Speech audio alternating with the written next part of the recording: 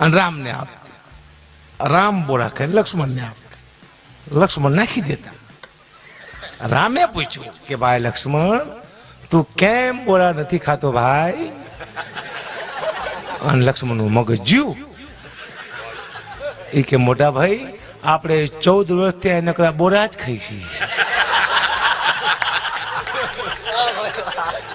તમે કેદી અહીંયા ભાખરી ભારી મોટા ભાઈ? બોરા બોરા બોરા.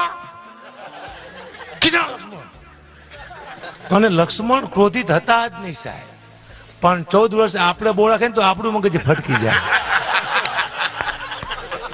ખટાશ મારી નાખી, યાદ રાખજો. આ તો ભગવાન હતા એટલે ક્રોધિત થઈ ગયા, આપણે ગાંડા થઈ જઈએ.